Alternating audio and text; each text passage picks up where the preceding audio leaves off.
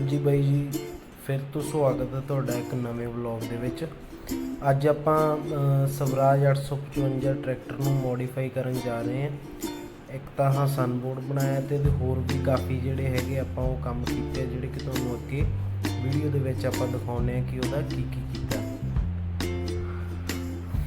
ਸਭ ਤੋਂ ਪਹਿਲਾਂ ਬਾਈ ਜੀ ਆਪਾਂ ਸ਼ੋ ਤੇ ਲੋਇਨ ਦਾ ਸਟਿੱਕਰ ਬਣਾਇਆ ਤੇ ਇੱਕ ਗਾਂ ਉੱਪਰ ਸੁਖਜਿੰਦਰ ਲਿਖਿਆ ਤੇ ਇੱਕ ਇਹਦਾ ਬੰਪਰ ਰੈਡੀ ਕੀਤਾ ਆਪਾਂ ਪਿੰਡ ਵਾਲੇ ਸੰਤਾਂ ਦੀ ਫੋਟੋ ਲਾ ਕੇ। ਫਿਰ ਇਹਦੀ ਸ਼ੋ ਤੇ ਆਪਾਂ ਚੌਹਾਨ ਫਾਰਮ ਦੇ ਸਟਿੱਕਰ ਹੋ ਗਏ। ਫਿਰ ਆਹ ਬੈਟਰੀ ਬਾਕਸ ਤੇ ਲਾਇਆ ਜੀ ਤੇ ਇੱਕ ਸਵਰਾਜ 855 ਮੱਡਗਾਰਡ ਪੇਸਟਿੰਗ ਕੀਤੀ ਹੈ ਜੀ, ਜਿਹੜੇ ਕਿ ਵਿਦਆਊਟ ਲੇਅਰ ਤੋਂ ਆ। ਫਿਰ ਇਹਦੇ ਆਹ ਟਰੈਕਟਰ ਦੇ ਟਾਇਰ ਦੇ ਵਿੱਚ ਮਰਸਡੀਜ਼ ਦੇ ਸਾਈਨ ਲਾਏ ਆ। ਫਿਰ ਆਹ ਬਾਈ ਦੇ ਸਰਨੇਮ ਵਾਲੀ ਪਲੇਟ ਲਾਈ ਹੈ ਜੀ। ਆਹ ਪਿੱਛੇ ਜੋ ਕਿ ਤੁਹਾਨੂੰ ਪਹਿਲਾਂ ਸਨਬੋਰਡ ਦਿਖਾਇਆ, ਫਿਰ ਆਪਾਂ ਉਹ ਲਾਇਆ। ਇੱਕ I am farmer the logo ਲਗਾਇਆ ਜੀ ਆਪਾਂ ਇਹਦੇ 'ਚ।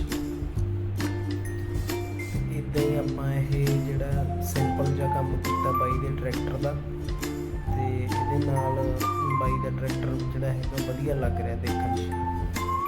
ਸੋ ਤੁਸੀਂ ਸਾਡੀਆਂ ਹੋਰ ਵੀਡੀਓ ਦੇਖਣ ਲਈ ਸਾਡਾ ਚੈਨਲ ਸਬਸਕ੍ਰਾਈਬ ਕਰੋ। ਸ਼ੁਕਰੀਆ।